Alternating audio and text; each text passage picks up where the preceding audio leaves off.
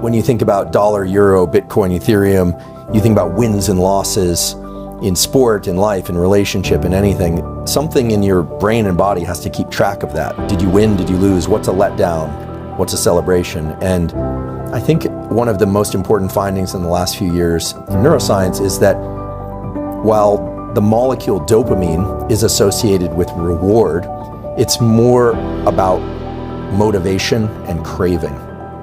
When I say the common currency is dopamine, what I mean is the molecule dopamine, when secreted in the brain, makes us pursue things, build things, create things, makes us want new things that we don't currently already have. It's a way of tabulating where we are in our life. Are we doing well or are we doing poorly? And that happens on very short time scales. Like, do you wake up feeling good? Or do you wake up feeling kind of low? Or on long time scales. If you're halfway through a long degree or you're halfway through your life, how are you doing? How do you gauge that? Well, it has everything to do with how much dopamine you were releasing in the previous days and weeks and years. All of this is subconscious. But what's cool is that once you make these processes conscious, once you understand a little bit about how dopamine is released and how it changes our perspective and our behavior, then you can actually work with it.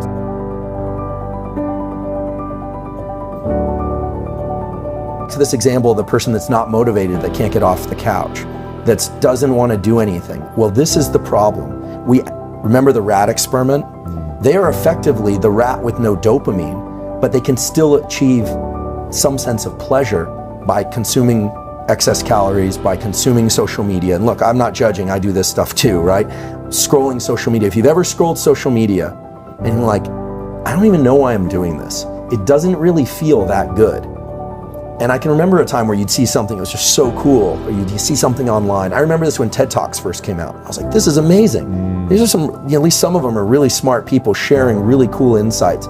And then now that there are like a gazillion TED Talks, I remember spending a winter in my office when I was a junior professor, cleaning my office finally, and binging TED Talks in the background, thinking this is a good use of my time. Pretty soon, they all sucked to me. I was like, this isn't good. So what you need to do is stop watching TED Talks for a while, wait, and then they become interesting again. And that's this pain-pleasure balance.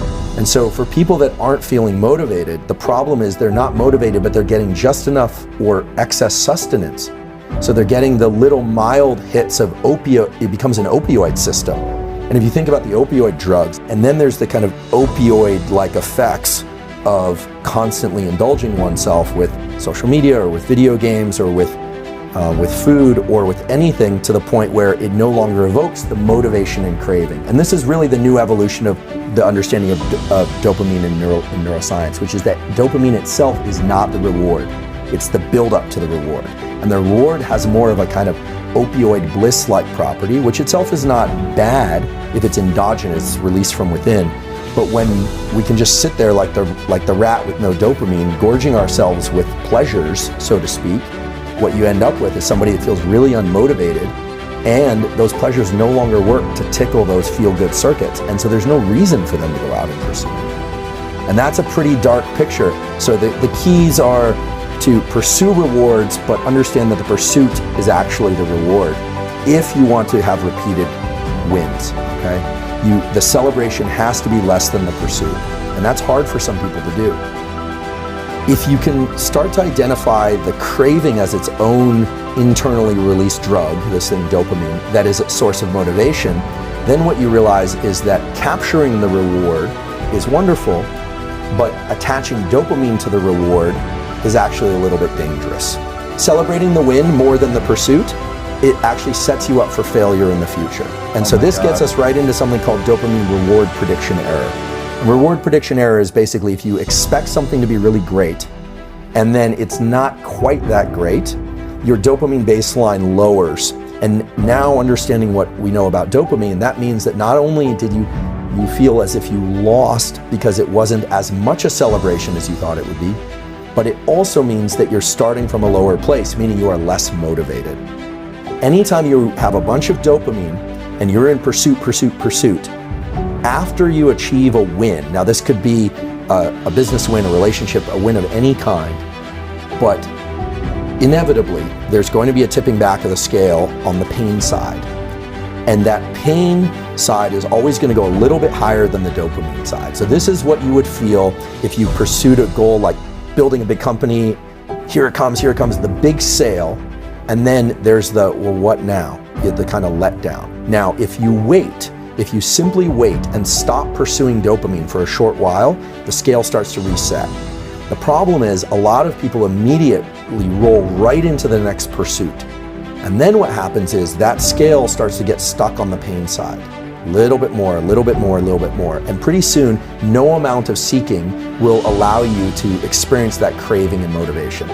So what does this mean in terms of an actual tool? Well, first of all, if people can do what you do, they're going to be in a much better position in life. Doesn't matter if it's school, sport, relationship, any domain of life.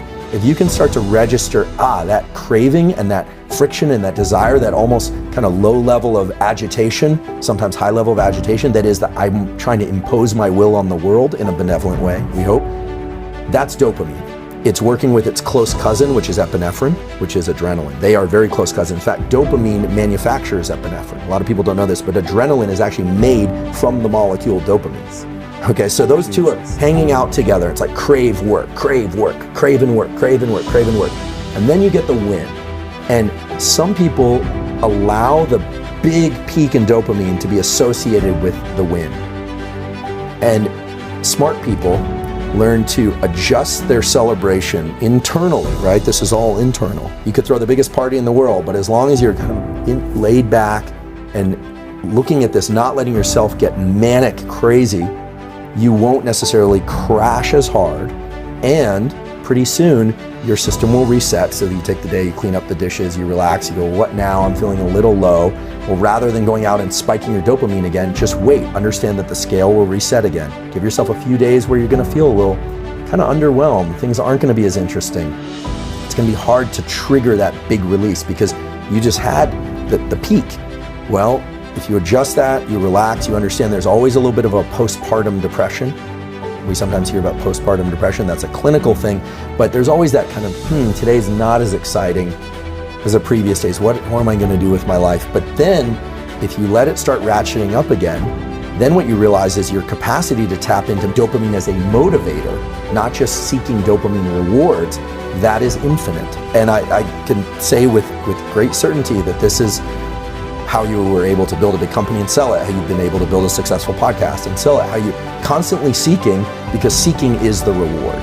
And I think for most people, we think of the reward as the finish line. And so the key is to get to the finish line, step into the end zone, but no end zone dance. It's just like, yep, and now I'm gonna go do it again. That's really the key. That's the key to doing it over and over. And when I see big athletes or academics or anyone or musicians and they rise and crash, it's clear they've lost the touch with the motivation evoked dopamine.